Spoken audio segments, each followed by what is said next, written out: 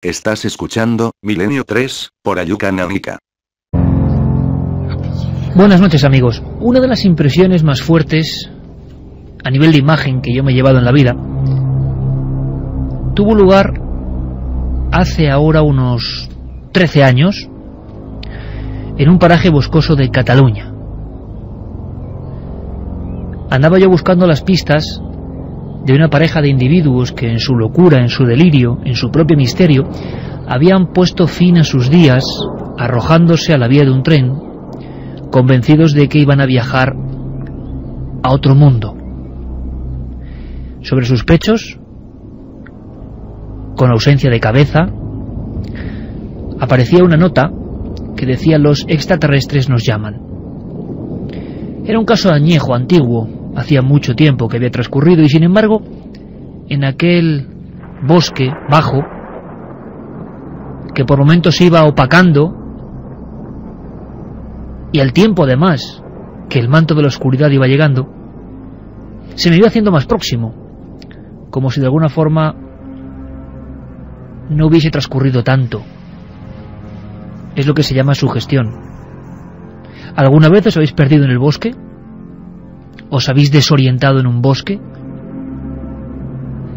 Cuenta el antropólogo y amigo de este programa, José Luis Cardero, que cuando uno entra a bosque adentro, ese maquillaje que llevamos todos, de tecnología, de superioridad, ese maquillaje de sabiduría aparente, esa ínfula de grandeza se va deshojando poco a poco, como las capas de una cebolla. Y bosque adentro, de repente somos lo que somos, unos seres sumisos ante el misterio y la noche de la naturaleza. Yo he ido en mis tribulaciones, sorteando algunos árboles, algunos ya viejos, y era un camino en mitad de nada y de nadie entre lo que era Sabadell y Tarrasa, dos urbes importantísimas, pero como una mancha, junto a una serie de edificios que fueron hospitales, una zona poco transitada. Y recuerdo, como si hubiese ocurrido ahora mismo, la sensación de en mitad de la arboleda, no es noche del todo, sino que hay cierta claridad de la tarde, rojiza. Percibo que hay alguien que me está observando. Miro a mi derecha y veo a un individuo de unos 55 años, inmóvil completamente, y que está sonriendo. Debía observarme desde unos minutos atrás, yo creo, para tener ese punto de mira tan fijo en mí. Y no era un hombre que inspirase terror. Era alguien normal, pero ¿qué hacía ahí en mitad del bosque? Yo sé lo que andaba buscando, yo, las pistas de un caso antiguo, pero ¿y él? Estaba ahí y tenía que pasar casi a su vera. Y entonces me acordé de muchas historias de caminantes que, viendo en la lejanía a otro individuo, solitario, sin armas, aparentemente indefenso, que va poco a poco por el mismo trayecto para cruzarse con él, y cómo sentían las tribulaciones: me aparto o no me aparto, giro en mi camino o voy al encuentro de ese individuo que puede ser un misterio. Yo al final tragué saliva y pasé junto a aquel hombre, repeinado, lo recuerdo perfectamente. Hacía un poco de calor y con la chaqueta abotonada hasta arriba, quieto como un roble, nunca mejor dicho, junto a un árbol y observándome con aquella sonrisa que nunca he podido olvidar. Luego me contaron que podía ser un enfermo de uno de los hospitales cercanos, extraviado o dando un paseo. Pero en aquel instante, en esta anécdota tan breve, tan sencilla, comprendí que el entorno boscoso, el ramaje, los sonidos callados del bosque, envuelve el todo con una aureola muy especial. Y comprendí también por qué los mitos, los misterios, los enigmas de nuestros ancestros se han parido en lo más hondo de la espesura del bosque. Esta misma semana llegaba una noticia que era sorprendente, y yo desde luego la escuché con otros oídos o con otros sentimientos. Me imaginé a esta mujer que había estado, dicen, perdida en el interior de un bosque interminable durante 2 meses. Perdida 2 meses, con sus respectivas noches, hay que decirlo, en lo más hondo del bosque. Hoy os invitamos a dar un garbeo por esos bosques. Bosques donde aún hay signos. Bosques donde parece que el efluvio del contacto con otras oscuridades pasadas sigue presente. Bosques donde el tiempo no tiene mucha razón de ser, porque no hay nada ni nadie que lo mida. Bosques donde podemos encontrarnos con lo mejor y a veces con lo peor de nosotros mismos. ¿Os habéis encontrado alguna vez, repito, desorientados en un bosque? Qué pequeños nos hacemos, ¿verdad?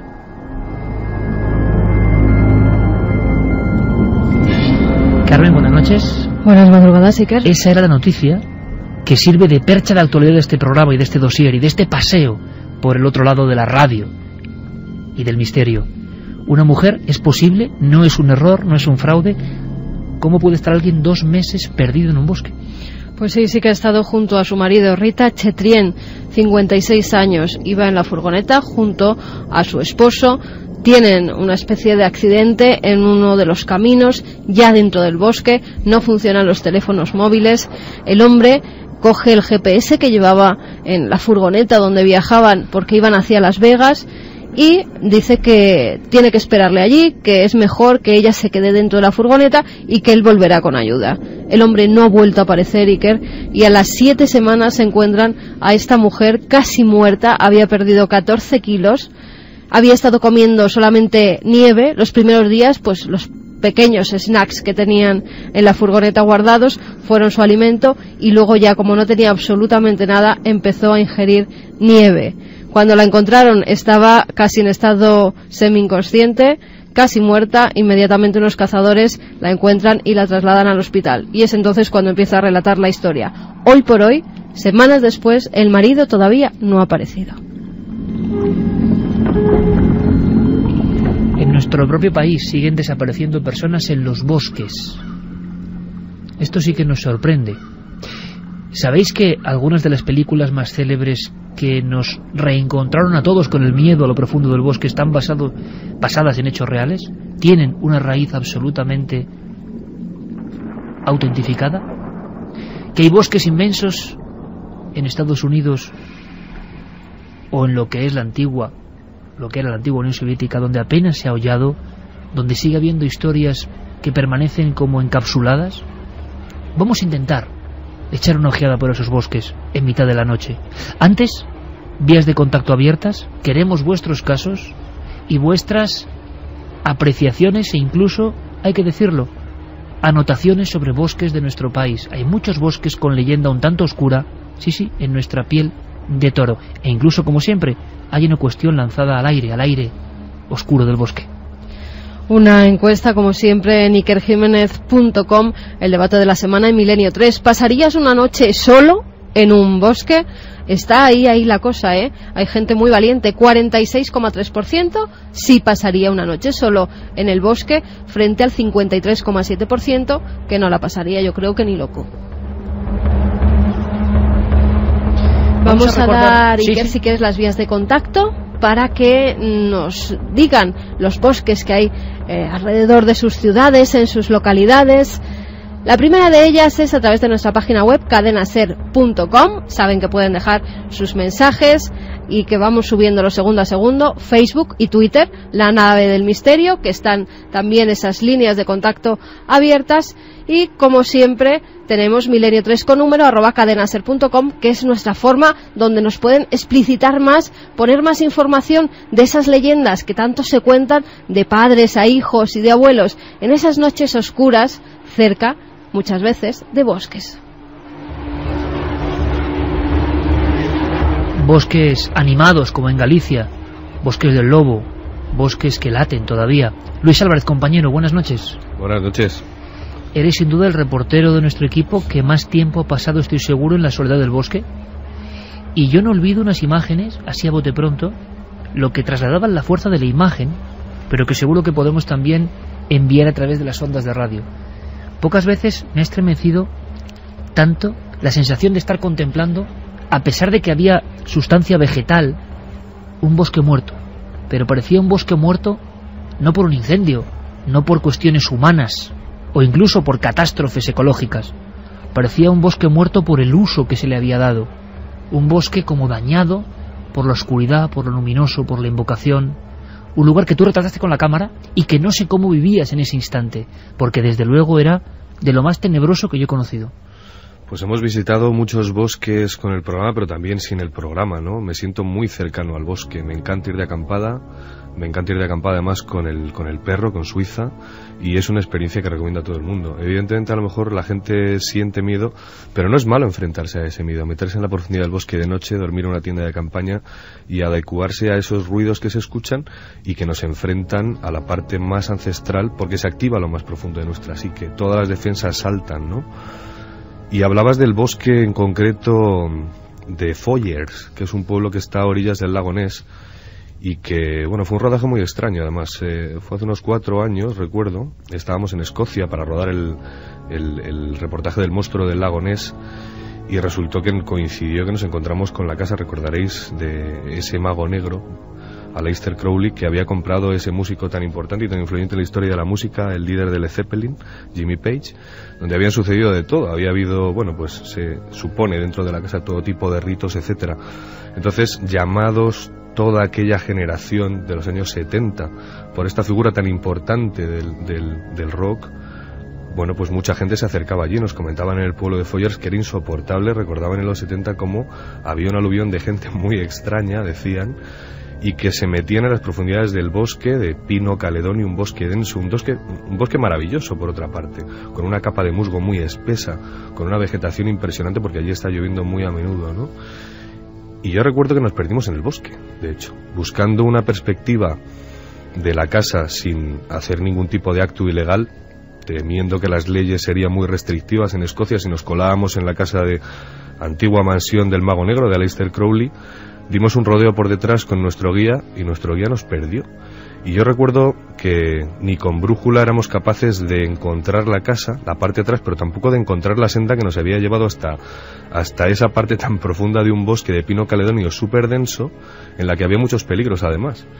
Y recuerdo además nubes de unos bichos que se llaman allí michis, no sé cómo se traduce aquí al castellano, pero también los tenemos en primavera, que pican, son una especie de mosquitos muy pequeños que picaban insistentemente. José Alberto Gómez, que era nuestro entonces ayudante de cámara, ahora operador de cámara, tuvo que tomar algún medicamento, echarse alguna pomada porque le pusieron la cara tremenda, ¿no? Y bueno, es curioso cómo cuando nos encontramos, por fin, atravesamos una especie como de zona oscura, como si hubiera caído una mancha de aceite inmensa en una zona del bosque en la que no entraba un solo rayo de luz, y descubrimos botellas antiguas, restos de fiestas, artículos de prensa, periódicos antiguos, y ahí empecé a darme cuenta de que hay ciertos lugares en el bosque donde, aunque no tengamos muy claro qué, pasan cosas, y se han hecho fiestas que recuperan algunos aspectos paganos que parece que habían desaparecido, que están en los procesos inquisitoriales y que parece que están muy lejanos, ¿verdad? Pero qué va, después de aquel viaje perseguido insistentemente una y otra vez, estos espacios, estos lugares del bosque donde todavía la gente se sigue reuniendo haciendo Dios sabe qué cosa, ¿no?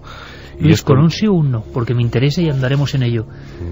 En España también, incluyendo España, ese paganismo, y también dividiéndolo, no asegurando que sea lo mismo ni mucho menos, pero esos encuentros con lo luminoso, con lo oscuro, con lo inmaterial, esas invocaciones, ¿crees que se están reactivando ahora? Que por ejemplo esta misma noche en algunos bosques, fuera de folclorismos y de diversiones, ¿se están efectuando estos ritos? Mira, estoy convencido, porque sí que lo hemos podido constatar y de hecho vivir. No es nada folclórico, no pertenece siquiera al movimiento New Age que amaneció en los 70, no tiene nada que ver. Es gente muy bien organizada, con una gran cultura, gente que además ha indagado en viejos procesos, gente que ha recuperado la memoria de sus ancestros, gente que ha bosquejado, quizá que haya entresacado de los libros, porque hay mucha basura publicada sobre este asunto. Es muy difícil a veces encontrar exactamente qué es rito, qué es real y qué no lo es, pero hay algunas cosas que sí lo son. Vamos a hablar de ello, Luis. Vamos a intentar incluso pasear por España, porque historias de bosques terribles también las hay, las vamos a contar. Hay una que el cine popularizó y además con algo muy especial, un salto hacia adelante, una innovación tremenda, una visión cámara en mano, una especie de falso o no documental. Sí, lo que se mostraba era falso, pero al parecer basado en historias reales. Y todavía, 12 años después, poner estas grabaciones, a mí por lo menos me estremece. ¿Por qué? Porque me impresionó la película, lo que quería decir la película. El bosque era un personaje más, como tantas veces. ¿Queréis recordar? A ver si adivináis de qué película estamos hablando. ¿Ha oído hablar de la bruja de Blair? Algunas. ¿Algunas? ¿Sabe cuál fue el primer incidente? Verá, los vecinos y la gente de la zona cuentan historias sobre ella, pero también vi un documental en el canal Discovery o quizá en otro. Recuerdo que trataba sobre los fantasmas y leyendas de Maryland. Sí, mi abuela solía contarme esa historia. Me dormía con ella. ¿En serio? Sí, según dicen, si al oscurecer no te acuestas y deambulas por casa, la bruja Blair viene para cogerte. Creo que fue en el invierno, o quizás en el otoño del 44. Empezaron a desaparecer algunos de los niños y nadie supo nunca por qué desaparecían. Santiago Camacho, buenas noches. Buenas noches, Iker. ¿Qué hay de verdad en esta historia? Pues evidentemente la bruja de Blair como tal no existe, pero lo que sí sabemos, porque así lo declararon a la prensa sus creadores, es que la película está basada en lugares que existen, que no son curiosamente aquellos que están en los que se desarrolla la película ni en los que fue filmada, pero en un país como Estados Unidos, la potencia tecnológica por excelencia, con permiso de Japón, es posible que existan bosques de más de 600 kilómetros cuadrados, en los cuales el hombre todavía es un elemento extraño, un elemento hostil, donde las historias de antiguas maldiciones indias, de lugares encantados, de sitios malditos donde moran los espíritus de los algonquinos, o donde, como decían los antiguos indios, hay lugares donde se reúnen los cuatro vientos y no se puede pasar, o piedras que se tragan a la gente. ¿Es posible que en un país como Estados Unidos existan esos lugares? Existen, y hay 3 en concreto. 2 de ellos están muy cerca, se llaman el Triángulo de Bridgewater y con los Pine Barrens, que están muy cerca, curiosamente, de Nueva York. Bridgewater apenas está, para que te hagas una idea, a 30 kilómetros de Boston. Es decir, estamos hablando de una ciudad hipertecnificada, hipercivilizada, y te encuentras de repente en ese lugar mágico y distinto. Y sobre todo el Triángulo de Bennington, el lugar donde la gente se pierde y nunca más se la vuelve a encontrar.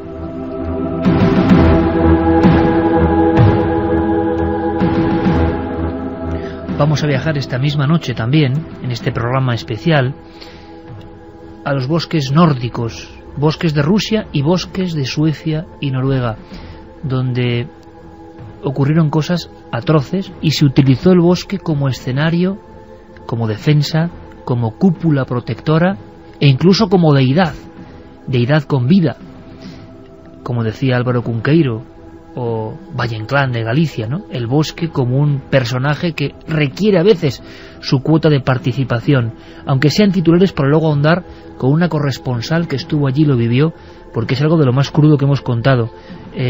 Yo creo que en España no se publicó más por lo horrendo de la historia. Aquí tenemos 2 páginas de ABC con unos dibujos que me gustaría por lo menos que los dibujos los describieras, Carmen. Te voy a describir los dibujos y te voy a leer el titular, que decía: el príncipe de las tinieblas bebe ahora la sangre de los niños suecos. Los dibujos son muy esquemáticos, son de niños de entre 4 y 9 años. Uno de ellos es pues como una especie de círculo con una cruz en medio de este círculo, la cabeza un poco vuelta como caída de alguien inerte, unos brazos en cruz, 2 piernas. Hay otro que parece que está tumbado, tiene los brazos también en cruz, las piernas estiradas y como muchos puntos encima, como si alguien le hubiera apuñalado en innumerables ocasiones, porque encima además hay un cuchillo negro. Y al lado un dibujo con la ingenuidad de los niños, de una especie de encapuchado, como parece un nazareno, que alza los brazos. ¿Por qué? ¿De dónde vienen estos dibujos? ¿De dónde vienen estos dibujos? De niños que han sido testigos de auténticas misas negras, donde se han matado bebés, donde se han abierto el cuerpo de mujeres y donde incluso a estos niños pequeños les han hecho cortes en los brazos para después beber su sangre. ¿Qué fecha? La fecha es 16 del 3 de 1993. Ocurrió en lo más selecto de Europa, con el mayor nivel de vida. ¿Qué pasa? Bosque adentro. Os invitamos a este viaje después de las noticias. ¿Qué coño ha sido eso? ¿Qué coño está pasando? ¿Qué coño está pasando? ¿Habéis oído gritar a esos niños? Shh, cállate, no hay ningún niño por aquí. Sí lo había. No hay ningún jodido niño. Está bien. Calmaos, calmaos. No he oído nada desde que echamos a correr. Nada en absoluto. Dios, hace frío. Vamos a estar callados, ¿no? Está bien, está bien. Deberíamos callarnos.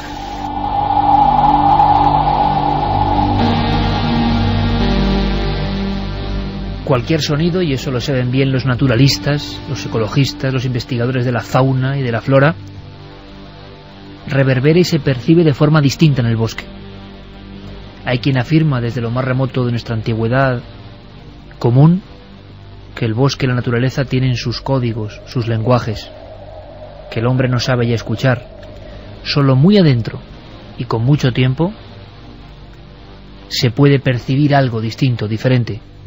Fenómenos singulares que se repiten en los 5 continentes, allá donde haya masas forestales que se convierten un poco en cajas del tiempo. El contraste que comentaba Santiago Camacho es clarísimo. A 30 kilómetros de la tecnología, o a la vera misma de Nueva York, entre un bosque y una playa, donde por cierto hace poco aparecían los cadáveres de 9 mujeres. Lugares un poco frontera, lugares donde el encuentro con lo otro es posible. Seguimos indagando, Santi, en la verdad, en la raíz, nunca mejor dicho, auténtica de esa película, que dio la vuelta al mundo y que se convirtió en un gran éxito. Eran 3 lugares diferentes, utilizados como epicentro de fenómenos. Sí, el más impresionante de ellos es el Triángulo de Bridgewater, cerca de 520 kilómetros cuadrados al sureste de Massachusetts, que prácticamente es una zona boscosa e impenetrable, en la que si te dijese que cualquier fenómeno paranormal o extraño que te puedas imaginar ha sido reportado en su interior, dirías, caramba, estás exagerando. Criptozoología, ovnis, rituales satánicos, fantasmas, prácticamente todo. Todo ello se vertebra alrededor de un lugar que se llama el pantano Homohock, el pantano del diablo, como lo llaman los lugareños, o como lo decían los antiguos indios algonquinos, el lugar donde moran los espíritus. Era un lugar prohibido para ellos. Y de hecho, por profanar ese lugar y por quitarles esas zonas boscosas, dicen que los antiguos indios lanzaron una maldición que decía que el hombre blanco jamás podría descansar y jamás podría sentirse seguro entre aquellos árboles. Y parece que eso se ha cumplido, porque aparte de esos misterios pues más o menos extraños o más o menos paranormales, también ha habido sacrificios rituales de animales, asesinatos de corte satánico, crímenes de bandas, un elevado número de suicidios. Fíjate, en 1993, en el bosque del río Freetown, que es una de las zonas de este lugar y parque natural, se dio un caso que casi es prototípico de muchas de las cosas que han sucedido. Una pareja absolutamente normal, procedentes de Nueva York, iban a hacer turismo y a visitar el parque natural. Nada, ningún antecedente ni de malos tratos, ni de peleas, todos los dos con buenos puestos de trabajo, ningún historial psiquiátrico, y justo a unas millas de ese pantano, él detiene el coche, apuñala a su novia y acto seguido se quita la vida. ese tipo de cosas suceden en el Triángulo con mucha frecuencia. Cosas, por ejemplo, también mucho menos terribles, como prácticamente apariciones ovni que se datan desde hace 300 años. En 1760 se describió una esfera de fuego gigantesca que flotaba, como no, sobre el pantano, y que en plena noche proyectaba sombra y permitía ver como de día. También avistamientos de Bigfoot y de esos perros fantasmales que tanto abundan en estos lugares. En 1976, en Abington, en una de las localidades que están incluidas en este área, un granjero declaró ver a un perro enorme, con los ojos rojos como de fuego, matar a 2 de sus caballos, y el perro era casi tan grande como los animales que estaba matando. Luces misteriosas, asesinatos, lugares en los que también se han visto, por ejemplo, los helicópteros negros, ese fenómeno, en este caso humano, que forma parte de las teorías de conspiración, esos helicópteros sin marca que parece estar flotando siempre sobre los lugares donde ocurren cosas extrañas. La carretera que cruza ese lugar es la Ruta 44, y cómo no, también tiene su autoestopista fantasma.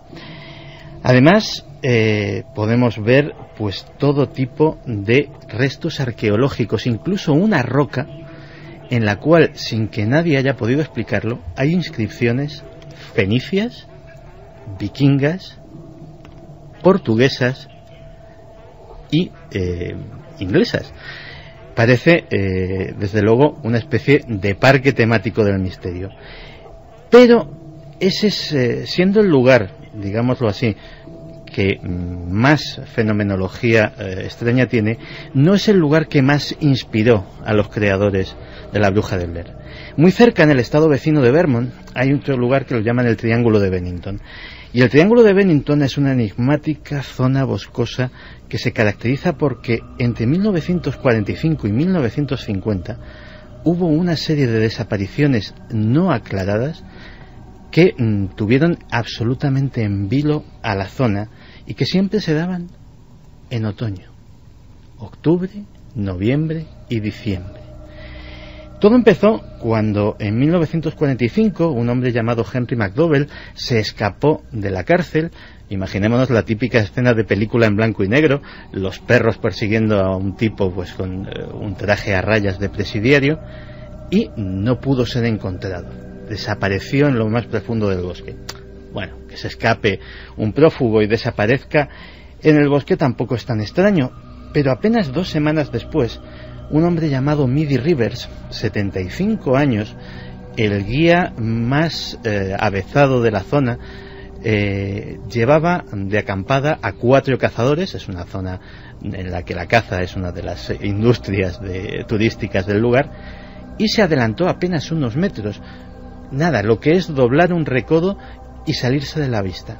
Los 4 cazadores le perdieron de vista para siempre. Hubo una batida gigantesca, porque además Midi Rivers era un personaje muy conocido en la zona y muy querido, y no se encontró más que en un recodo del camino una solitaria bala que se especuló que se podía haber caído del cinturón del cazador.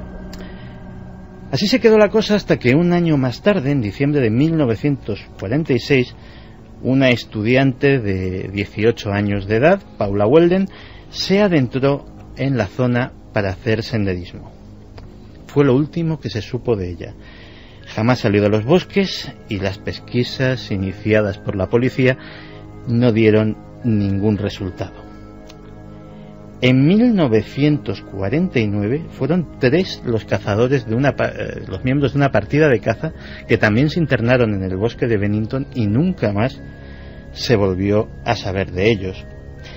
Sin embargo, el caso más extraño ocurrió unas semanas después, el 1 de diciembre de ese año, de 1949, con la desaparición de James E. Tedford, un vecino de Bennington que estaba cumpliendo el servicio militar, regresaba a casa y regresaba en un autobús de línea, una carretera atraviesa ese bosque y desapareció del autobús. En una parada estaba, se subió todo el mundo, el conductor contabilizó 15 personas, en la siguiente parada se bajó todo el mundo, el conductor contabilizó 14, se fue revisando los asientos, en uno de ellos había unas pertenencias personales de este hombre, el equipaje no fue retirado jamás, y de James Telford, que desapareció justo cuando el autobús atravesaba esa zona, tampoco volvió a saberse gran cosa. El año siguiente fue Paul Jepson, un niño de apenas 8 años de edad, también vecino de la zona, que estaba jugando en el terreno propiedad de sus padres, que tenían una granja. Su madre le perdió de vista apenas unos minutos para dar de comer a los cerdos. Cuando levantó la vista ya no estaba. Durante semanas, primero batidas locales, luego el propio FBI y finalmente la Guardia Nacional estuvieron peinando el bosque sin que se volviera a encontrar rastro del pequeño. Freda Langer, 28 de octubre de 1950, estaba haciendo turismo por la zona acompañada de un primo suyo. Era una mujer ya de cierta edad, tenía 50 años, no estamos hablando en este caso de una niña, y bueno, pues en un lance del senderismo pues cayó a un arroyo, se mojó, y como estaban a poca distancia del sitio donde habían acampado, le dijo a su primo: bueno, quédate aquí junto al arroyo, yo voy a la tienda, me cambio de ropa y seguimos camino. Pasó un buen rato, ya el tal primo decidió regresar al campamento, y en este caso sí que se volvió a saber de Freda Langer. Hubo, como en los casos anteriores, batidas en las que se peinó casi cada árbol del bosque, pero un año después apareció el cadáver. Lo curioso es que apareció en un sitio que ya había sido recorrido en repetidas ocasiones por las partidas de búsqueda, casi en un sitio evidente. El cadáver estaba en tal avanzado estado de descomposición que fue absolutamente imposible determinar las causas de la muerte. En la película de La Bruja de Blair se hablaba de signos, se utilizaban incluso trozos de ramas para componer una especie de ideogramas que se quedaron también en el inconsciente colectivo. En muchos de los bosques de Europa, incluso en las naciones más ricas, vamos ascendiendo ahora por Europa, vamos al corazón, por ejemplo, a Suiza, a Alemania, hemos encontrado signos hoy, como diría el profesor del Brío, signos esotéricos, extraños, indescifrables, o se pueden descifrar. Esos signos que jalonan algunos bosques por algo, delimitan espacios rito por algo, siguen visibles. Nuestro compañero Luis los ha visto. Sí, y en los bosques centroeuropeos, que son súper interesantes, en la zona alpina, por ejemplo, también en España, los hemos encontrado más de una vez, y son signos marcados sobre todo en los árboles. Mira, yo recuerdo en el rodaje que hicimos en Suiza, que fue también un rodaje muy especial, en Suiza, que trajimos varios reportajes. Recuerdo que estábamos en Burg, un pueblecito muy cerca de Interlaken, y nos dieron el chivatazo un antropólogo que había allí, Pierre Hani, de que había él me pasó el teléfono de una mujer que me decía: esta mujer es muy especial, dile que vas de mi parte, ella te va a atender. El bosque de Burg me habían advertido que era un lugar donde se paseaba la tropa de Odín. De hecho, fue el reportaje que hicimos, la tropa de Odín, los viejos guerreros de Wotan, buscando las almas de los ancestros, ¿no? Buscando las almas de los muertos, como si fuera una especie de procesión de ancestros no cristianizada, y que aquí en España tiene su reflejo en la Santa Compañía, mito, el mismo, cristianizado. Pues bien, recuerdo que llamé por teléfono a ese número que me dieron y me senté a tomar un café con una mujer de unos 45 o 50 años, con una mirada muy especial. Y después de estarle convenciendo durante casi 1 hora y media de cuáles eran nuestras intenciones, recuerdo que me dijo una frase, me dijo: mira, lo que te voy a contar y donde te voy a llevar, no deberías de decirlo y no deberías de revelar cierta información y deberías de tratarlo con mucho cuidado porque por esto hace 4 siglos nos quemaban. Me lo dijo así tal cual.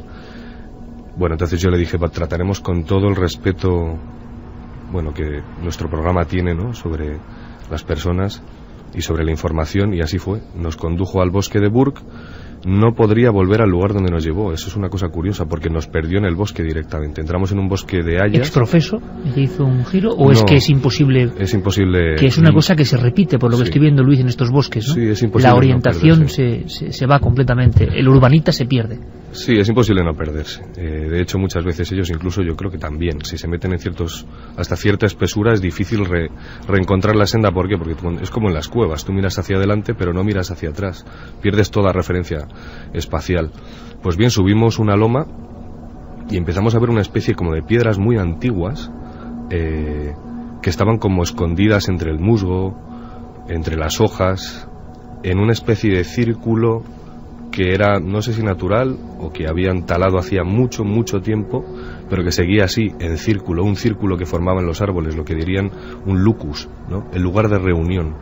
Pues estas piedras formaban un círculo, eran piedras muy antiguas, y ella se descalzó y empezó a dar vueltas dentro del círculo en el sentido de las agujas del reloj. Y me dijo, introdúcete también. Además me dijo, descálzate, ¿no? Yo me introduje y recuerdo que me decía, ¿no lo sientes? ¿No lo sientes? Y yo, pues, hombre, no soy demasiado escéptico con ciertas cosas, con las energías, toda esta cuestión de energías sí que la verdad soy un poco escéptico, pero sí que es cierto que se notaba algo, no sé si quizá por la sugestión, pero se notaba algo muy especial. Y recuerdo a esta mujer canturreando con los ojos cerrados, con el viento enredándole en el pelo, como embebida en algo muy extraño, pero a la vez muy especial, que seguro que a la Iglesia no le hace mucha gracia porque son los antiguos ritos paganos. Ella se reunía, seguramente no, ella se reunía en este bosque con algunos miembros de la comunidad, coincidiendo con algunas lunas, porque hemos perdido el calendario lunar. No sabemos cuáles son las lunas. ¿Se puede describir la sensación dentro de ese círculo talado, ese lucus? Es como una especie de sensación electrizante. Es decir, tuve esa misma sensación en otro bosque en Galicia, pisando sobre petroglifos también descalzo, en zonas que también me llevaron porque no sabría volver, en la zona de Bayona, zona increíble por cierto, y bueno, pues podéis imaginar, había restos de haber habido, no hogueras, pero sí pequeñas luminarias encendidas para no revelar la posición desde lejos, ¿no? Aunque considero que no sería fácil encontrar, ver desde otro punto de aquel bosque, muy cerquita de Interlaken, digo, no sería muy fácil de descubrir a esta gente haciendo eso, y en caso de que les descubrieran no creo que pasara absolutamente nada, porque probablemente entenderían muy bien qué es lo que estaban haciendo. Pero las invocaciones a los dioses también tienen su lado oscuro, y quizá otros reductos o lucus del bosque son empleados para cosas más negras, más desagradables, más horrendas, como el caso de Suecia en este caso, con el que despedíamos la primera hora, y que estaba garabateado por niños. La gran pregunta era por qué los niños tenían que plasmar algo tan desagradable en unas cuartillas blancas. La fuerza del dibujo, del trazo de un infante, es algo que nada puede superarlo. En el fondo son como los códigos de la prehistoria, esa especie como de claridad que se ve con ojos mágicos, unos trazos clarísimos que nosotros, aunque no seamos niños ya, sabemos interpretar. Algo dentro de nosotros nos comunica con esa realidad, en este caso tan terrible. Los bosques se tiñeron de sangre en un país de la renta per cápita, del nivel de vida, y claro, hay quien dice que fue como un chispazo colectivo del que debieron muchos de los escritores de novelística criminal nórdica, que luego se han hecho muy famosos por estos acontecimientos de los años 90. Vamos a bucear un poco en ellos, aunque sea fuerte. Allí estuvo una compañera que vino muy impresionada, que creo que no querría volver a estos lugares, y que estuvo viéndolo todo con sus propios ojos. Sí, esto fue un escándalo muy grande que además se intentó tapar en toda la zona de Suecia, Noruega, Dinamarca, Finlandia. Al parecer se raptaban niños, eran niños pues que eran llevados allí, algunos de ellos eran hijos de inmigrantes que habían dejado el cuidado de otras personas, en fin, desaparecían niños de muy poca edad, y la policía no se dio cuenta hasta que casi 50 niños no se sabía de su paradero, creían que habían vuelto a sus países y no era así. Cuando los familiares empezaron a reclamarlos, se dieron cuenta de que no sabían dónde estaban y que podían haber sido utilizados en rituales satánicos. Clara entonces estuvo investigando por la zona y lo primero que nos cuenta es cómo son esos bosques, por ejemplo, de Estocolmo.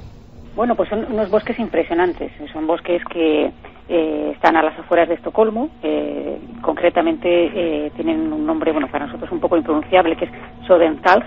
Pero bueno, lo cierto es que estos bosques en invierno son crudísimos, son temperaturas muy bajas, donde hay grandes capas de hielo de hasta 30 centímetros, nieve, o sea, son bastante inaccesibles. Entonces es una zona muy extensa, muy vasta, y entonces claro, hay la posibilidad de esconder cuerpos o enterrar, pues claro, es una de las cosas que se barajó en su momento, incluso se estuvo buscando allí en esa zona, ¿no?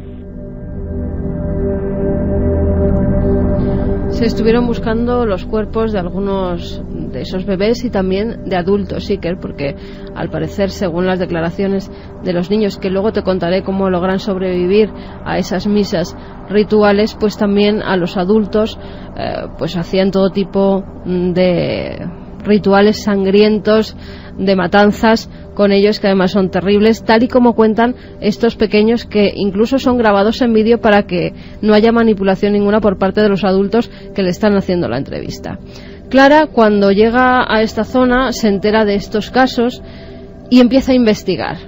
Y es entonces cuando da con esa desaparición de los niños en los campos de refugiados. Esto es lo que la cuentan.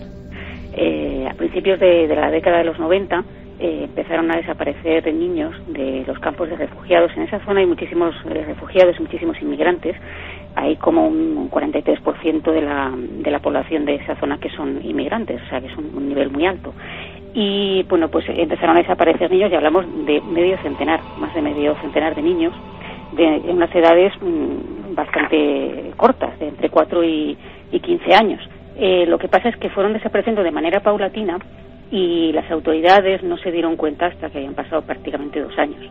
De hecho, pues claro, el problema es que al ser inmigrantes o estar desarraigados, sin familias que pudieran darse cuenta de su desaparición, pues esto se hizo patente casi 2 años después, ¿no? Fue a través de los encargados de los campamentos de inmigrantes de Estocolmo quienes dieron un poco aviso a la Dirección General de Inmigración sueca.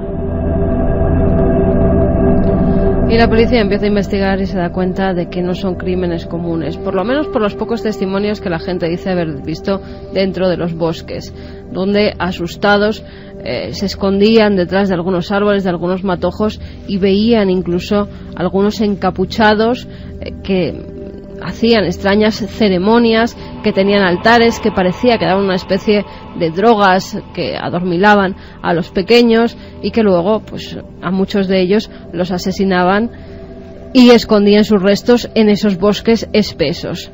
Clara nos decía que no eran crímenes comunes y nos habla de esos macabros rituales.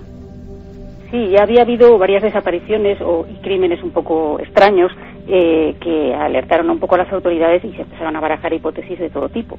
Hablamos desde hipótesis que relacionaban estas desapariciones y crímenes con el tráfico de de órganos, la trata de blancas, y también pues se hablaba de posibles rituales pseudo-satánicos, ¿no? Pero es cierto que habían aparecido, por ejemplo, cuerpos como niñas muy pequeñas, como de unos 8 años, que habían encontrado en su interior, una vez que se les practicó la autopsia, pues una bolsa de plástico lleno de pelos de animal. O sea, cosas muy raras, no eran crímenes comunes. Eran crímenes rituales. ¿Y cómo sale todo esto a la luz? Pues a través del testimonio de niños. Niños que la mayoría de sus padres estaban divorciados. Cuando pasaban los fines de semana con el padre, normalmente eran cuando sus progenitores, les llevaban a estas misas rituales para que fueran testigos, incluso para que participaran en ellas. Hay una profesora de teología, se llama Eva Lundgren, que es la que empieza a investigar a estos críos, a estos pequeños, porque ya las madres se alertan, incluso ponen crucifijos a sus hijos pequeños para que en cierta forma les protejan, porque tampoco pueden dejar de ir con sus progenitores, con sus padres. Y esos niños empiezan a declarar, Iker. Hay una niña, por ejemplo, que se llama Iris, tiene 7 años y fíjate sus declaraciones. Dice: le cortaron las piernas y los brazos, luego se comieron el corazón y decían que me cortarían la cabeza si contaba esas cosas a mamá. Esa es una de las declaraciones que graban los psicólogos infantiles que están tratando a estos niños. Hay otra, por ejemplo, que decía que había mamás con tripa, que cuando sacaron a los bebés sujetaban a las mamás, les cortaron la tripa y luego cortaron a los niños muchas veces. Esas eran las explicaciones que daban los pequeños. Decían también, cortaban y cortaban, sacaban el corazón por aquí y por aquí, ellos se señalaban, y metían la sangre en frascos de donde bebían. Otra de las niñas dice que su papá le da una cosa en la boca que la hace mucho sueño, que la da mucho sueño, y que ella, cuando se despierta, tiene una herida, y que lo que recuerda es que chupaban los adultos que iban encapuchados la sangre de esa herida. Como te puedes imaginar, Iker, las informaciones son terribles, hay cosas que no se pueden ni contar de lo que cuentan, de lo que narran estos pequeños, ya te digo, grabados incluso en vídeo para que no hubiera manipulación ninguna.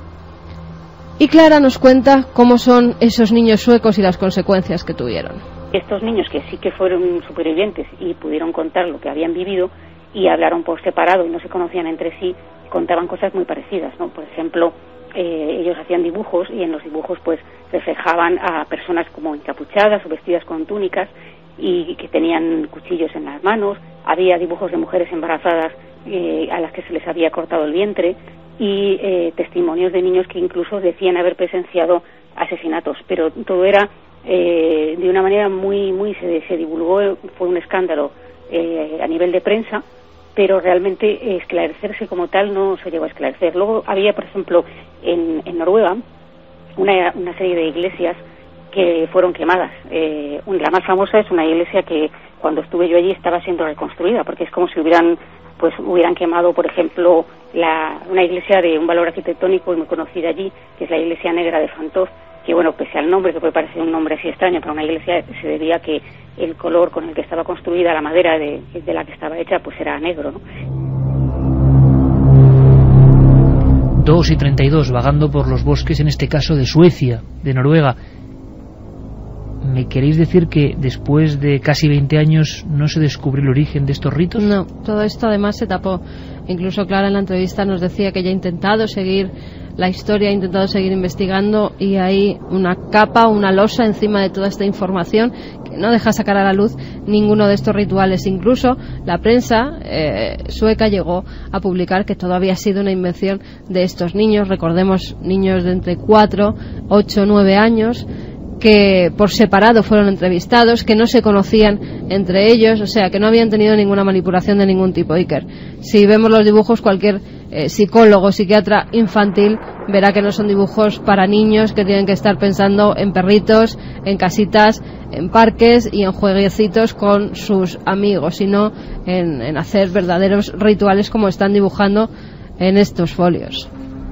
Lo realmente curioso es que en estos casos de bosques, absolutamente, en este caso los podríamos llamar de malditos, estas cosas pasan con relativa frecuencia. Fíjate que antes te contaba la historia del Triángulo de Bridgewater. En 1988, en Freetown, en una de las poblaciones, estaban investigando una oleada de asesinatos que había tenido lugar prácticamente desde una década. Se sospechaba que había un asesino en serie que mataba a mujeres y dejaba evidentemente los cuerpos por el bosque, y estaban en una de estas batidas cuando encontraron una cabaña que no estaba, las autoridades no la tenían en absoluto registrada, y bueno, fue uno de esos hallazgos dignos de esa película de La Bruja de Blair. Lo que encontraron en la cabaña les heló la sangre, no por lo que había, sino por lo que significaba.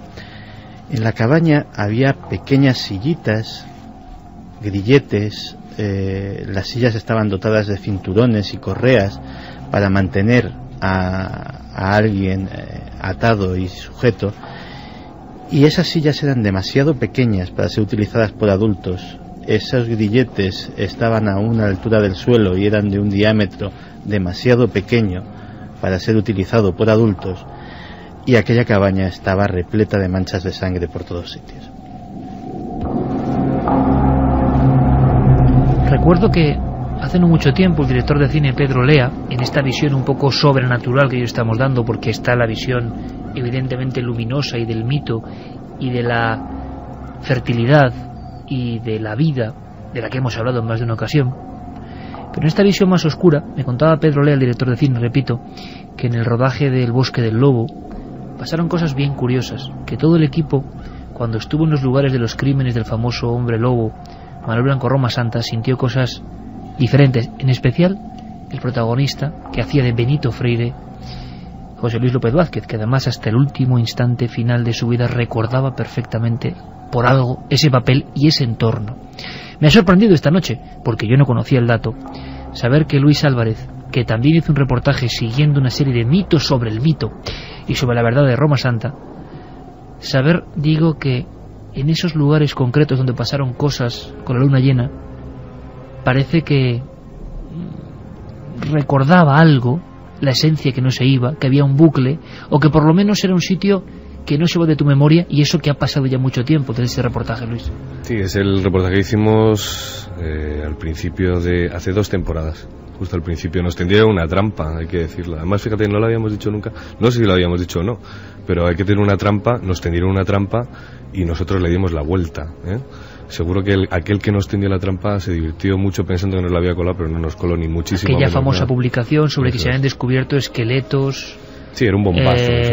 De las víctimas de Roma Santa, que se publicó como verdadero y que Luis, punto por punto, demostró que era un fraude. Pero en ese lugar de los hechos...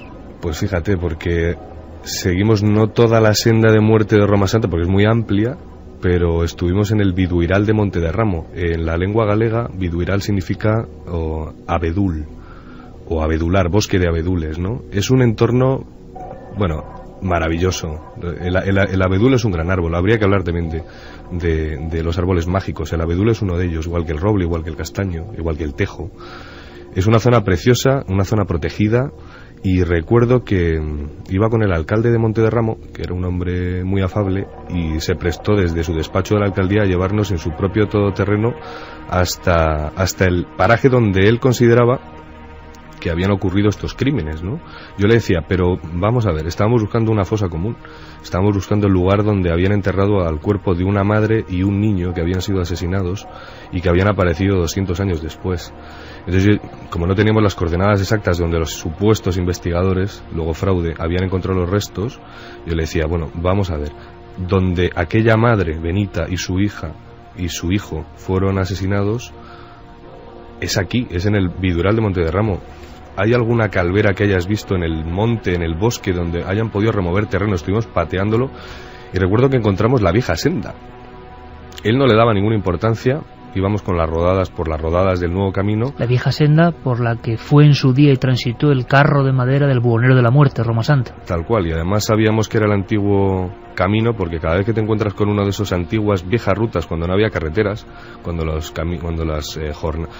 las distancias se calculaban en jornadas o en leguas, con otras distancias y con otros tiempos, de repente ves que es una senda mucho más estrecha para que pase exactamente un carro, la han podido desbrozar para que pase un carro, no más anchura, y todo el buen rollo que tenía aquel Biduiral se tornó completamente diferente cuando dijimos, es que por aquí paseaba Benita, paseaba con su hijo, paseaba Roma Santa, y es aquí donde les dio muerte. Quizá nuestros amigos tengan sus bosques predilectos y sus bosques de misterio, con leyenda, con historia. Es hora de recopilar. Vamos con esos mensajes, Iker. María Eva Villanueva desde Las Matas nos dice, ya lo decía Stephen King, en La chica que amaba a Tom Gordon, el bosque tiene dientes y puede morderte en cualquier momento. Noche ventosa hoy, no duermo. Un saludo para todos. Nos dice Sergio también, yo he pasado un par de noches en un bosque a las afueras de Londres, además de tener algún que otro susto con los zorros que por allí pululaban, susto recíproco, doy fe. Lo que más me sobrecogió fue su sonido. A medida que pasaban las horas, el bosque cobraba más vida y el volumen iba aumentando progresivamente. Imposible dormir. Muy buenas noches. Recuerdo el día que mi novio y yo junto a mi perro decidimos ir a la Sierra Norte de Sevilla. Íbamos buscando un lugar donde pasar un buen día de campo. No sé por qué, paramos en una pequeña arboleda en la que había un campo de fútbol, mesas y sillas de piedra. Decidimos quedarnos ahí, aunque el lugar no nos hacía mucha gracia, ya que estábamos absolutamente solos. Después de comer fuimos a dar una vuelta por la arboleda. Mi perro levantó el lomo y comenzó a empujarnos con el hocico. No le echamos cuentas hasta que comenzamos a oír como si fuese una puerta que se abriese y se cerrase. Salimos corriendo y jamás hemos vuelto. No hace falta que el bosque sea grande y frondoso para aterrorizar. 1000 besos, Isa, desde Sevilla. Y doy fe de eso, un pequeño bosque puede aterrorizar perfectamente. Me estoy acordando de una anécdota de JJ Benítez con su mítico 124, en lo que él decía los abrasados pinares de Arévalo, aparcando el coche. Pinares en los que yo he estado horas y horas y horas. Y que son bastante inocentes en aspecto, depende de lo que te ocurra dentro, claro. Son bastante inocentes o no, porque yo recuerdo ir con mi hermano de muy pequeños, 4 o 5 años, los dos solos por allí, y mi padre siempre nos decía, no os alejéis, no os alejéis. Y nos llevábamos cada susto porque veíamos galgos ahorcados desde esos pinos. Claro, era otro tipo de terror. Era otro tipo de terror, pero claro, para unos niños pequeños que ven el cuerpo casi esquelético de ese perro colgado, eran unos sustos, cogíamos unos traumas que no queríamos ir nunca a merendar a esos pinares. Esa triste estampa de la vieja Castilla, ¿no? Allí le ocurrió a Benítez una experiencia que podéis leer en su libro TV Operación Ovni, uno de los míticos y más desconocidos, una especie de ensueño, ¿no? Dentro del vehículo, con el sol, en Arévalo. Pero me estoy acordando de este mensaje, ahora seguimos con muchos más mensajes, queremos trazar una especie de mapa paralelo, y luego viene el túnel del tiempo, además con auténtica arqueología, esta noche con auténtica y entrañable arqueología de la radio y el misterio. Pero me acuerdo de la visión, con los ojos casi acerados por la luz, de Suiza, en la pastola alemana de Luis, en un bosque tampoco muy frondoso, en el río Órbigo, y cómo detectaba prácticamente algo, y cómo fue otra de las noches en las que se volvió a cumplir el mito de animal que nos protege, que es increíble cómo lo hacen, y en el bosque más. Uno se siente muy feliz cuando está en el bosque con un perro. A lo mejor, bueno, he hecho acampadas de noche, pero con gente, ¿no? Nunca solo, de verdad. Solo del todo nunca he estado dentro. He estado, digamos, entrando, andando, caminando, etcétera, en viejas sendas en el pueblo 1000 veces, ahí en Montemayor del Río, entre los grandes castañares o los robledales en los que estuvieron mis antepasados, porque al final no es más que eso, y que cuando tú ves el roble de 300, 200 años o el gran castaño que hay en la carretera de 200 años, dices, seguramente, seguro no, con toda seguridad, mi abuelo, mi bisabuelo y mi tatarabuelo se sentaron aquí. Y cuando estás con un perro dentro del bosque te sientes mucho más seguro. Y ellos notan perfectamente, y se vio en la grabación del río Órbigo, con aquella algazara que empezaba a sonar al otro lado del bosque, y cómo se ponía tu perra. Pues sí, lo único era un bosque sin entidad, porque era una chopera. Hay bosques sin entidad y hay bosques con mucha entidad. Cuando el árbol es autóctono hay entidad, bien. Cuando es una chopera que se va a talar en unos años no lo tiene. En este caso era una especie de chopera, alameda, algún platanero por ahí suelto también. Y estábamos acampados a la ribera del río, efectivamente. De repente hubo un sonido amplificado. No me ha sucedido esto nunca, ojo, o sea, recuerdo que además fue una cosa curiosa, porque los chicos se fueron a dormir en la otra tienda de campaña justo a mi lado, y yo les llamé pero nadie respondió, con lo cual estaban ya dormidos, se habían pasado apenas 5 minutos. Yo dije, vaya sueño que tiene esta gente, ¿no? Que bien duermen. Y el caso es que yo bueno, cerré el saco de dormir, Suiza se puso a los pies como de costumbre, y empecé a notar como una algarabía que se iba amplificando cada vez más, y tuve la absoluta certeza de que si perdía el control, fíjate, si el miedo entraba en mis entrañas, iban a empezar a golpear la tienda con las manos, el mismo fenómeno que le sucedió a aquella familia de Vitoria, que lo pasó fatal durante una noche hacía 10 años de cuando yo fui, ¿no? Pero antes lo comentábamos, Iker, y creo que es súper importante destacar esto, ¿no? Cuando hablaba Carmen de estos fenómenos tan sangrientos, tan terribles, no me cabe duda que suceden en algunas otras esferas mucho más elevadas. No me cabe ninguna duda de que ese vector de sangre tan ritual no se ha dejado de practicar jamás, pero también no me cabe ninguna duda que hay, de todo esto que he hablado antes, de Suiza, de estos otros bosques, hay un movimiento que no tiene nada que ver con lo relacionado con la sangre.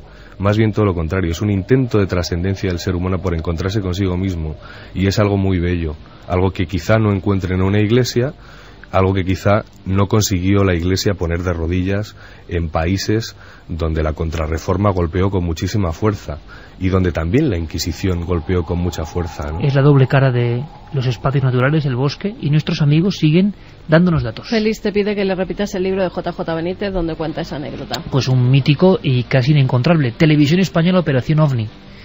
Por cierto, que siendo abuelo cebolleta, hace 18 años, 1993, yo iba en un viejo coche a recoger a Luis Álvarez, lo que es la vida, 18 años, a la Sierra de Béjar.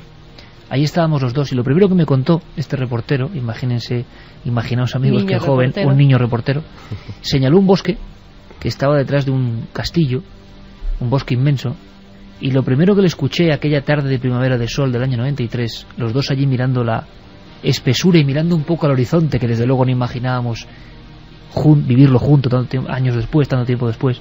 Él me habló de los alaridos y de un niño y de una historia y de unos lamentos que de alguna forma acompañaban al bosque de sus ancestros. Es decir, el mapa de nuestra España está repleto de estos bosques con demasiada historia. Nuria Vicente desde Alicante nos decía: en Terrorífica la historia del bosque sueco. Ni en la peli más macabra y cruel se les hubiera ocurrido esta historia. Felicidades por el programa. Que me busquen en la playa, que al bosque no voy ni loca, nos decían. Nearco es montañero y dice que no hay mejor sensación que sentirse minimizado por las montañas y los bosques. Mil gracias por el tema de hoy, chicos. De acuerdo, totalmente. Ludi Díez nos contaba una historia, dice que es de Velilla del río Carrión, en Palencia, un pueblo de montaña, que desde que era niña ha paseado por los bosques y subido a las montañas, que una mañana de verano, cuando estaba en la cima de la montaña, llamada Arbillos, que se desorientó. Estaba con sus primos, con sus hermanos, se perdió entre la maleza, dice que ella estaba venga a chillar para que la encontraran y que nadie de su familia parecía oírla. Que vio un enorme lagarto verde fosforescente, que se asustó y se marchó de allí y por fin localizó una salida. Después de un rato encontré a la gente y me preguntaron que dónde había estado todo ese tiempo. Les dije que les había llamado, pero ellos contestaron que no escucharon nada y se asustaron al ver mis piernas y brazos llenos de arañazos causados por las escobas, por esos grandes matojos. Todavía hoy me pregunto cómo me pude perder allí. A la pregunta de hoy, de ninguna manera me quedaría a dormir una noche sola en el bosque. José Ignacio Maneiro dice: uno de los bosques que me impactaron fue el bosque naranja de Chernóbil. ¿Ese bosque existe todavía? Pues existe la ubicación, pero ya no existen los árboles. Fueron sistemáticamente talados, enterrados en silos de hormigón como material altamente radioactivo. Supongo que quedarán muestras guardadas en algún lugar de Ucrania o de Rusia. Pero ya pasas por la carretera, el guía te lo dice, allí estaba, y bueno, lo único que vimos en aquel lugar, que sí que fue curioso, es un antiguo búnker de la Segunda Guerra Mundial, que en aquel momento estaba tapado por el bosque y que al ser talado pues ha quedado al descubierto y es pues una curiosidad más de la zona de exclusión. Hablando de la antigua Unión Soviética, le hemos pedido a nuestro compañero de la agencia EFE, que estuvo muchos años trabajando en Rusia, Juan Antonio Sanz, que nos haga un mapeo de dos bosques muy particulares, repletos absolutamente de enigmas y misterios, algunos que superan a cualquier ficción, bueno, digno de la vieja ficción soviética. Partamos hacia ellos porque la información es absolutamente increíble. Allí donde la aldea es abandonada y el negro bosque que la rodea acaba engulléndola, ahí surgen las leyendas. Desde los bosques de Karelia en occidente hasta los del Amur, volcándose ya al océano Pacífico, desde los bosques árticos de la península de Kola a la taiga siberiana, muchas grandes áreas boscosas de Rusia aún hoy día no han sido holladas por el hombre. Una de esas grandes superficies de bosque se encuentra en Yakutia, en el este de Siberia. Es una zona tan inexplorada como muchas áreas del Amazonas. Con más de 100.000 kilómetros cuadrados deshabitados, los mitos crecen como hongos en esta inmensa región. Así, en esa zona de Siberia Oriental es donde se han producido extraños hallazgos. Por ejemplo, creo recordar en la cuenca del río Olvidaj, se han encontrado estructuras de un metal desconocido, semiesféricas, las llaman allí calderas, y son conocidas también por los pocos habitantes de la región, que normalmente son nómadas, como olguís. Son unas construcciones que están semi-hundidas, y lo que cuenta es que son hostiles a todo animal o persona, se asocian con terribles enfermedades. Una de las zonas donde se han encontrado estas construcciones, estas calderas del diablo, es el llamado Valle de la Muerte. En el idioma local es el Uilú Cherkechej. Y a las 3 menos 10 estoy convencido de que queréis adentraros un poco más en el Valle de la Muerte. Una expedición de 1936 dio cuenta de esos vestigios. Los escasos testigos que han visitado ese bosque maldito han hablado de un silencio ominoso, sin ecos ni apenas gorjeos de aves en los calveros del bosque, donde en pleno día la luz se difumina y los lagos en medio de la foresta no albergan ni un solo pez. En el Valle de la Muerte, sin embargo, la vegetación sí es desmesurada, con hierba 2 veces más alta que un hombre.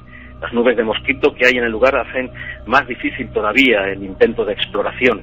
Pero en 1971, un cazador nómada, Evenki, de la tribu Evenki, encontró una enorme madriguera socavada en el terreno y en su interior vio lo que describió como los cuerpos de seres esqueléticos negros, embutidos en lo que llamó trajes de hierro y con un solo ojo. Los ufólogos rusos han hablado de restos de ovnis y atribuyen ese origen a estas calderas de hierro. Sin embargo, el explorador Ivan McKerle buscó hace unos años esas calderas y sí encontró una extraña estructura circular, aunque no metálica, en torno a un estanque, y bajo la superficie de este había una cubierta que sí podría haber sido metálica, una cubierta muy extraña. La naturaleza real no pudo comprobar de qué era, puesto que había mucho agua y lodo.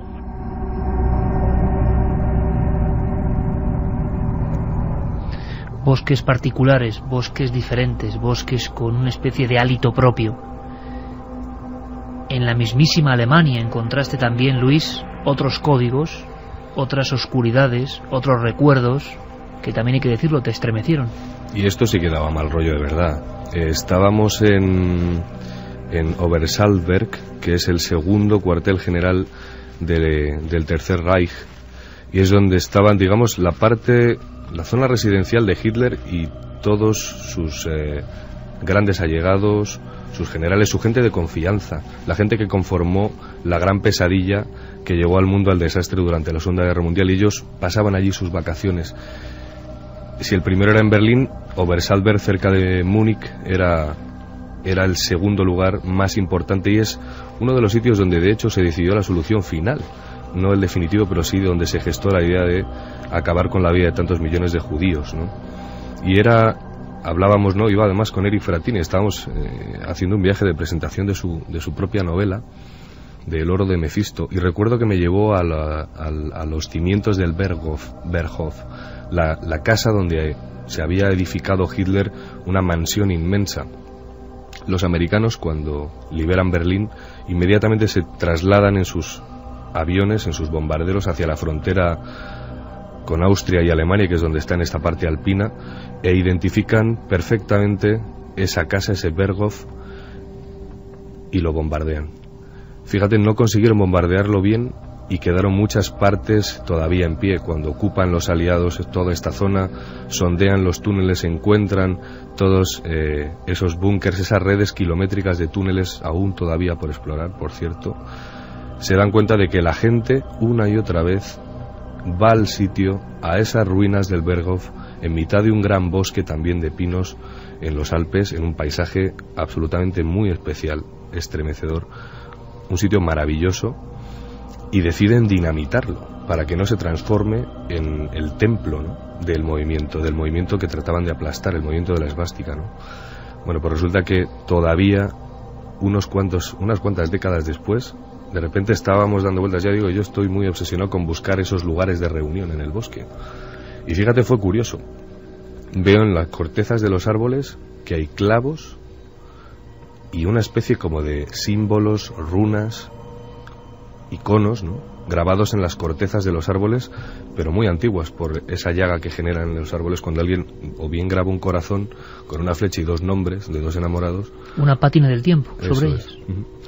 Y otra vez un círculo, terreno pisado, algunas piedras, restos de hoguera, y clavos. Yo interpreté aquellos clavos, y ahí me equivoqué, lo decía en el guión, como el lugar donde depositar unos candiles de forma discreta para que no te reconozcan. ¿Por qué? Porque en Alemania, por hacer algo así, no por reunirse en el bosque, pero sí por reunirse en el bosque en un lugar tan especial como este, intentando rescatar la ideología perdida que pudo haber llevado a Alemania, a la gran victoria, ¿no? Y sin embargo le llevó a una catarsis colectiva que acabó con, bueno, pues todos sabemos cómo.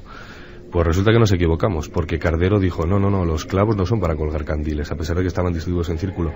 Están clavados en la corteza de los árboles, porque si haces el conjuro exacto, el conjuro perfecto, no sé muy bien cómo lo decía, es como si estuvieras clavando el alma de un difunto a esa corteza de árbol.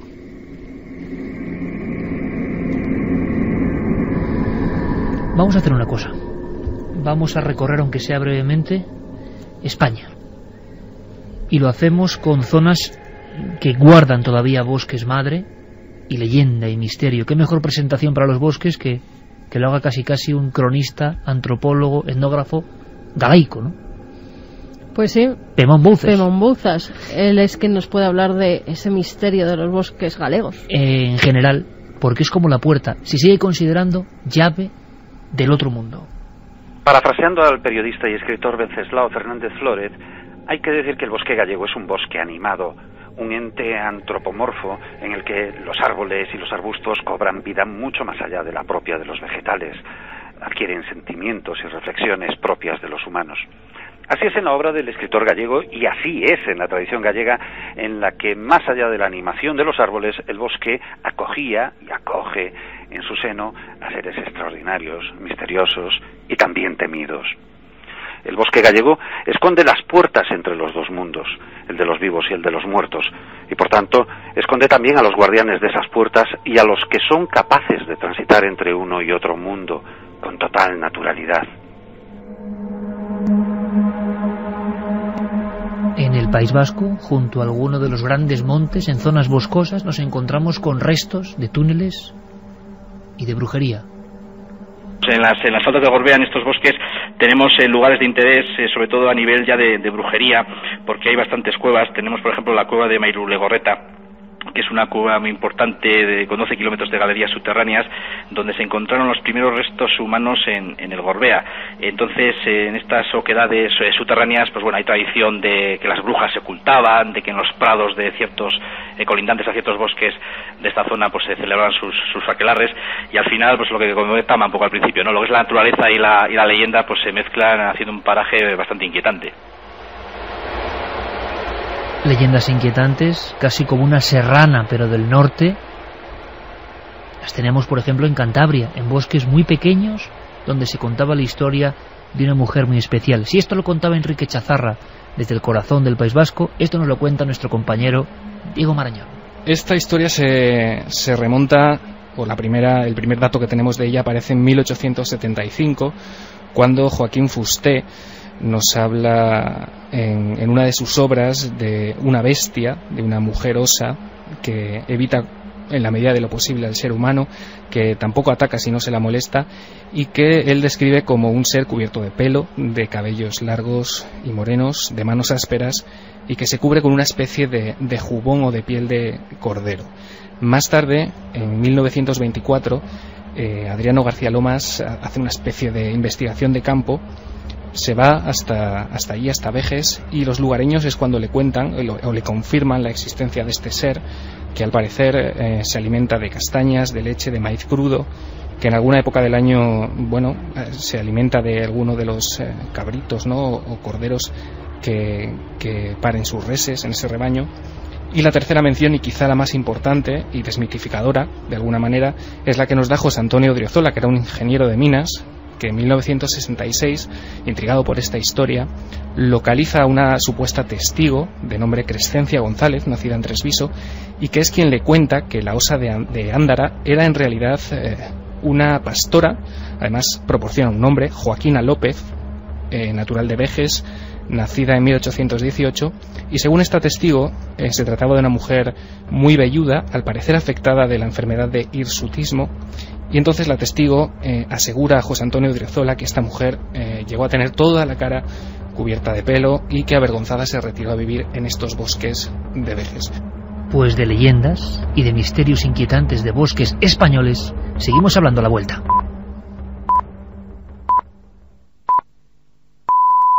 Recorremos España y recorremos sus bosques. Hemos pasado por las frondosidades de Galicia, hemos continuado por las faldas del Gorbea en el País Vasco, nos hemos asomado a Cantabria y, por supuesto, un lugar esencial con grandes masas forestales y muy desconocidas es Aragón. En Aragón hay una vieja ermita antiquísima y tiene una historia maravillosa, inquietante, que nos cuenta Ángel Briocos. Día tras otro, pues bueno, se le ocurrió ir a una zona dentro de este bosque mágico, un manantial, una fuente curativa, con todo tipo de leyendas que engloba el tema. Pues bueno, llegó, se durmió, y bueno, tuvieron que pasar 300 años, nada menos, hasta que despertó por el canto de un ruiseñor. Y cuando llegó a la abadía de Leire, al monasterio, se encontró con que cuando fue a llamar a la puerta y le abrieron, no le dejaban entrar, cuando él era el abad del mismo. Claro, habían pasado 300 años. Miraron en pergaminos antiguos, cuenta la leyenda, y encontraron que un monje había desaparecido hacía 300 años atrás, nada más y nada menos que la misma fuente donde este viejo monje se durmió.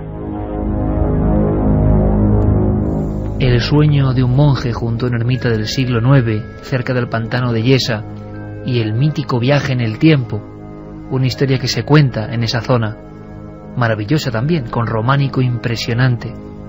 Podemos terminar en Cataluña. Hay lugares, dicen, de ritos druídicos, piedras marcadas por diferentes civilizaciones. Antes contaba algo alucinante Santiago Camacho, e imagino que dentro de la mítica de diferentes culturas marcando una misma piedra, culturas casi imposibles para la historia. En Cataluña, Darbó aparta el ramaje y nos muestra otro claro del bosque, otro claro con un pasado oscuro. En el bosque de San Feliuet se encierran misterios de tipo esotérico.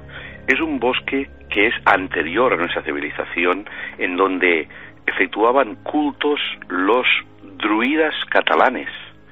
Estamos hablando de 1000 años antes de nuestra era, 1000 y pico. Allí se encuentran en la tierra, grabados en piedras, en medio de los bosques, se encuentran altares de sacrificios, lugares donde ellos efectuaban ceremonias, rituales, hay signos grabados. Se encuentra incluso una piedra que le llaman la piedra del diablo, porque a partir de allí precipitaban de arriba abajo a las víctimas, que posteriormente la arqueología ha encontrado los restos humanos. Y para sintetizarlo todo ello, en la punta de este bosque, arriba de la montaña, los cristianos pusieron una pequeña ermita, pero delante de la ermita todavía hay en las piedras, en la roca, los huecos, las bañeras donde efectuaban ceremonias de fertilización a la luz de la luna. Por cierto que teníamos una encuesta pendiente. La encuesta de ikerjiménez.com: ¿pasarías una noche solo en un bosque? Sí, 44%, no 56%. Ahí, no está muy claro, hay gente muy valiente. 44% que sí, que se quedarían una noche completamente solos. Yo no lo sé. Noche no solo, sino en gran comuna, están pasando el sol, aquí al lado de la radio precisamente, en un fenómeno que está dando la vuelta al mundo, y un montón de gente de Sol que nos está escribiendo. Les mandamos nuestro apoyo y espero que la noche sea más, no sé, corta y más afable. No sé si más afable o más apacible, porque con lo que hemos contado de los bosques, tiene que ser extraño pero también por lo menos escuchar están Milenio en tensión, con 30.000 personas al lado, ¿no? Pero bueno, nos alegra de que estén ahí. ¿Sabéis una cosa que la gente no ha reparado sobre Sol? Y es una pintada que me encontré, llevo yendo 3 noches seguidas. Ponía, el movimiento, ¿no?, nació con la luna llena. Nadie se dio cuenta de que después del día 15 ha venido una gran luna llena. Sí, una luna llena espectacular. Sí, y esa Puerta del Sol, a la que bajaré yo ahora dentro de un rato, pues estamos muy cerquita, parece una grandísima reunión de gente, como si fuera un lucus del bosque. Por cierto, tiene que ser en titulares, Luis. Has recorrido España, Vallgorgina, en Cataluña, lugares druídicos, lugares de rito, lugares de signos en España, pero tienes mucho interés, y te pido que lo hagas en un minuto, en contarme algo que pasa cerca del corazón del País Vasco, en Oñate. Pues es algo muy duro, Iker, no sé si voy a poder resumírtelo en una frase, quizá. Tú puedes. Vamos a ver, muy cerca de Oñate, en la zona de Mondragón. Es que se está riendo, no puedo. En la zona de Mondragón, bueno, es un tema muy serio. En la zona de Mondragón, en los grandes bosques que rodean el santuario de la Virgen de Aránzazu, es una zona maravillosa, es una zona preciosa, unos grandes bosques, ¿no? Como casi todos los que hay por País Vasco, con una grandísima tradición de brujería, etcétera, ¿no? Y fijaos, me pasó una cosa, Rondo, esto no te lo he contado nunca tampoco, Iker, esto es una noche de grandes desvelos, ¿no? Pues recibimos una llamada de un contacto con el que yo nunca había hablado y me dijo, vente conmigo, te voy a enseñar unas partes del bosque y te voy a contar una historia que no se ha publicado nunca. Nuestro compañero John Sistiaga, de 4, sí que es cierto que visitó esta zona y estuvo grabando. Eran los antiguos lugares donde la banda terrorista ETA guardaba los tulos con armas y explosivos en los 70, donde todavía se sabe, y algunos de la banda sabrán, que existe un detonador, un arma, a lo mejor un bote de colacao con explosivo plástico, etcétera. Él me llevó hasta el bosque y me dijo, fíjate en las marcas de los árboles, te están guiando hacia un lugar muy especial. Es el lugar donde se encuentran uno de estos recovecos, guaridas, cuevas, donde están, donde los etarras sabían que podían dirigirse, ¿no? O bien a esconderse o bien a recuperar armamento, como decía, ¿no? En caso de huida. Pues bien, me llevó hasta una cueva y reconocí otro lucus del bosque, otra vez el círculo, cuevas, etcétera. Él me llevaba por unas marcas en los árboles que yo era incapaz de ver, no sabría volver al sitio otra vez. Y me di cuenta y me contó una historia que me dejó absolutamente sorprendido. Dice, ¿sabes cómo se gestaron algunos de los grandes cachorros de la banda aquí? Dice, mira, fíjate en esta piedra. Era dentro de una cueva, aquí se les decía, siéntate. Se les suministraba probablemente un enteógeno, probablemente una seta que crece ahí también cerca, y se les sometía a noches de continuo estrés y presión, como, siéntate aquí y cuando vuelva quiero verte aquí sentado. Si no estás sentado, no formarás parte de ese mito de Gudari de la patria, ¿no? No serás héroe, ¿no? Esto es terrorífico, Iker, para los que alguna vez nos hemos enfrentado a un enteógeno, en el bosque solo debe ser terrorífico. Así es como se gestó, ya digo, ¿no? Ese mito del héroe, esa identificación con el héroe que ha traído tantísimo sufrimiento y tantísimo drama a una gran tierra como es Euskadi. Siempre logra sorprenderme este muchacho al que conocí hace casi 20 años con el bosque de fondo, prácticamente en la Sierra de Béjar, y que sepas que estoy muy orgulloso de que nuestro camino, nuestra carretera, prosiga en paralelo. Luis. Ojalá, Iker. Gracias. Muchas gracias a ti. En fin, las historias de Luis Álvarez, que si hay un reportero que ha recorrido bosques con misterio en este país, es él. Desde luego, otro compañero que está viajando arriba y abajo, inquieto, es nuestro amigo Carlos Largo. Carlos, buenas noches. Buenas noches, siquiera. Y simplemente, también como si fuera un teletipo, la gran pregunta, Santi contaba algunos casos, Carmen contaba otros, nuestros amigos han dejado detalles de cosas que parecen antiguas pero que se mezclan con lo moderno, desapariciones de personas. ¿Sigue habiendo bosques donde desaparecen personas hoy en nuestro país? Hoy y hace ya casi incluso 30 años. Hay páginas en internet y crónicas de varios periódicos que recogen desapariciones de personas, tanto especialistas, montañeros, gente aficionada al senderismo también, e incluso niños que se han perdido en bosques españoles. Lo curioso y que destacaría es que son zonas de sierra en las que son zonas de bosque, pero de zona media-baja, de arbustos, de no muy frondosas. No bosque tupido. Efectivamente, y además que destaca que la mayor parte de ellos eran, por un lado, expertos en senderismo o aficionados, y por otro, gente que, pues padecía de enfermedad y que se podía haber desorientado. En varias páginas, por ejemplo, en SOS Desaparecidos, hay varios casos que me han llamado la atención y que, pues vamos a decir prácticamente en titulares. La más antigua, por ejemplo, data del año 87. Germán Quintana Blanco era un niño por entonces, 13 años, va a una excursión a la zona del Collao Gamonal, cerca de los lagos de Covadonga, y comentan, los últimos que lo vieron fueron unos montañeros, que estaba el chico descansando en una parte de roca, y la mayor parte de sus compañeros del colegio con los que iba siguieron el camino, Estos montañeros le pierden de vista y no se vuelve a saber nada más de este chico. Hoy este chico tendría que tener 37 años y, como digo, pues no se vuelve a saber nada de él. Lo curioso es que esta zona también es muy propia de desapariciones. Por ejemplo, en el año 98, en esta misma zona, un soldado de 22 años también se le pierde la vista en una zona de barranco, una zona bastante peligrosa. Y en el año 2003, un pastor, Antonio Rodríguez, también se le pierde la pista y no se da vuelta a encontrar. En el año 97, en mayo, María Teresa Rodríguez Alcalde, 50 años, desaparecida en la montaña de Colserola, mientras buscaba a su perro que había desaparecido varios días atrás. También se dice que esta zona de Barcelona es predominantemente boscosa y con muchos pinos. Año 2006, agosto, Óscar Blanco Sabella, 77 años. Una vez más, un aficionado que se estaba entrenando para realizar el Camino de Santiago desaparece en el macizo de Garraf, próximo también a la cordillera litoral catalana. Y continuamos en el año 2008, en febrero, José Cascales Nicolás, una persona también mayor, desaparecido mientras salía de paseo a hacer senderismo en la Sierra de Cascay, en Murcia. Y bueno, pues la más reciente y que bueno, pues nos ha llamado mucho la atención es de un espeleólogo malagueño que se llama Juan Antonio Gómez Alarcón, tiene 32 años, salió también a la Sierra de Mijas a realizar una expedición, llevaba su montaña, su bastón de senderismo y una vez más pues no llevaba ni móvil ni documentación y no se sabe nada absolutamente. Se han realizado búsquedas en la zona e incluso como estaba vinculado a estas aficiones de senderismo, era profesional, incluso había realizado varias obras escritas de la Sierra de Mijas, pues haciendo una guía de senderismo. Sus compañeros le han buscado desde ese julio del 2010 y todavía no se tiene ni rastro de Juan Antonio. Si alguien sabe algo, puede escribirnos, desde luego.